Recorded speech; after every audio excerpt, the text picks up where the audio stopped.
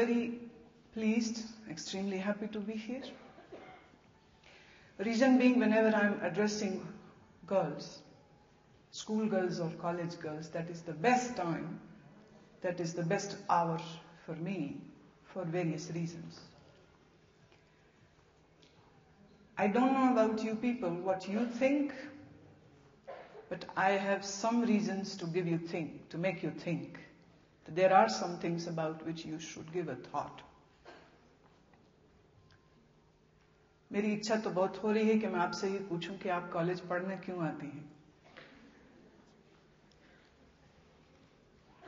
मेरी इच्छा बहुत हो रही है ये भी मैं पूछूं आपसे कि पढ़ने का मजा अधिक होता है कि घूमने का एक अच्छा बहाना होता है, घर से बाहर निकलने का एक अच्छा बहाना होता है, कैंटीन में बैठ के समोसे खाने और क्लास बंक करके सिनेमा देखने का भी एक अच्छा बहाना होता है। बहुत सारी लड़कियों के सिरनामे हिल रहे हैं, so I believe that they are very serious students. I do accept, if you say so I do accept. लेकिन ये बात झूठ हो जाएगी कि अगर आप ये कहें कि आपको समोसे अच्छे नहीं लगते या सिनेमा अच्छा नहीं लगता या कॉलेज बंक करना अच्छा नहीं लगता, ये बात झूठ हो जाएगी। खैर, लड़कियों के लिए भारत में एक पदवी दी जाती है, वो है देवी। नवरात्रों में कन्या पूजन होता है, दुर्गा का पूजन होता है, दिवाली पर लक्ष्मी का पूजन होता है, और अभी सिर्फ 3 दिन पहले सरस्वती का भी पूजन हुआ है। तो भारत में जितनी पैदा औरतें हैं, स्त्रियां हैं, लड़कियां हैं, तो उनको कहा जाता है कि तुम एक देवी हो। कैसा लगता है ये जब आप सुनते हो कि आप देवी हैं? अच्छा कि बुरा? Speak up. अच्छा लगता है। जिंदगी आपकी है, दिमाग आपका है, मन आपका है, तो सोच विचार आपका होना चाहिए।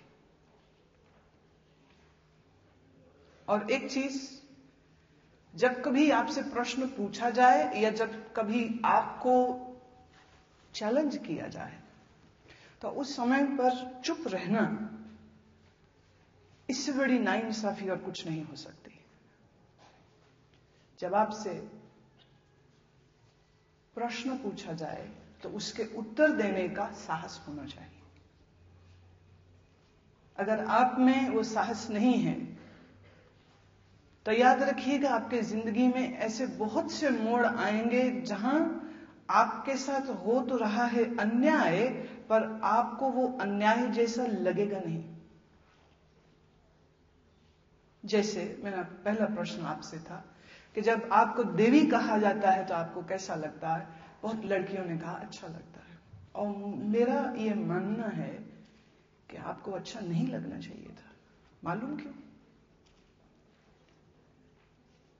वो इसलिए कि आपको देवी की पदवी देते ही आपसे एक इंसान की पदवी छीन ली जाती है। आपको जैसे ही देवी करार दिया जाता है, तैसे ही आपको त्याग करो, देते रहो, उफ न करो, धैर्य की मूर्ति रहो, चुप रहो, ये अपेक्षाएं होने लग जाती। तुम देवी हो, तुम्हारा फर्ज है त्याग करते रहो, तुम्हारा फर्ज है दूसरों की सेवा करते रहो। अन्नपूर्णा हो ना, दुर्गा हो तुम, पर बोलो कुछ मत, कहो कुछ मत, चुप रहो, होठ सी लो, क्योंकि तुम तो देवी हो। जब किसी लड़की को देवी कहा जा रहा है तो एक तरह से उससे इतना गहरा अन्याय हो रहा है। और अजब बात यह है कि जिस पर अन्याय हो रहा है वो इस बात को समझ भी नहीं रही है कि उससे कितना बड़ा जीने का अधिकार छीन लिया जाता है। आप अच्छी तरह से परिचित हैं, नहीं परिचित हैं तो ध्यान से सुनना।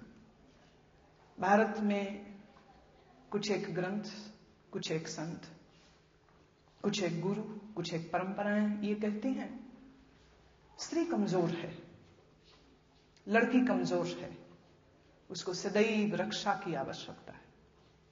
पिता की, भाई की, विवाह हो जाए तो पति की, विधवा हो जाए तो पुत्र की। माने अगर पिता, भाई, पुत्र, पति उसके जीवन में नहीं है तो उसका जीवन सिर्फ दुख है।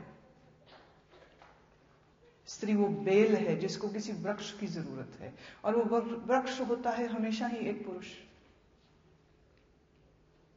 और इस बात से इनकार कर दिया जाता है कि स्त्री न जन्मजात कमजोर होती है, न बौद्धिक तल पर कमजोर होती है, न मानसिक तौर पर कमजोर होती है, न भावनात्मक तल पर कमजोर होती है।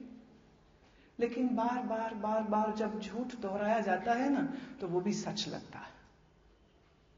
हजारों सालों से भारत में ये झूठ दोहराया गया है, स्त्री कमजोर है, अबला, आंचल में दूध, आंख में पानी, त्याग, तपस्या, धैर्य। स्त्री देवी नहीं है। मैं कहूंगी स्त्री को सिर्फ स्त्री रहने दो, ये ज्यादा अच्छा होगा उसके लिए, क्योंकि इससे फिर वो मांग कर सकेगी अपने अधिकारों की। क्योंकि देवी देवताओं को कोई अधिकार थोड़ी होते, देवियां तो सशक्त होती हैं, पर एक लड़की होगी तो उसको कुछ कहने का, कुछ बोलने का फिर अधिकार हो जाएगा।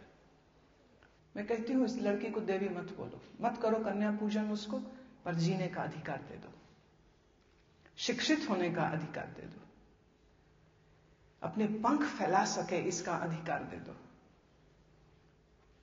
मुझे हैरत होती है जब मैं सुनती हूं आर्थिक परेशानियां आ जावे घर में, तो घर में लड़की को बैठाया जाता है, लड़के को नहीं। लड़के को पढ़ाना ज्यादा आवश्यक लगता है, क्योंकि व्यवसाय, बिजनेस, फैक्ट्री को उसने चलाना है, संभालना है, सो उसका पढ़ा लिखा होना ज्यादा आवश्यक है। कमजोरी आ जाए कहीं पर आर्थिक, तो हमेशा लड़की को घर बैठा लिया जाता है।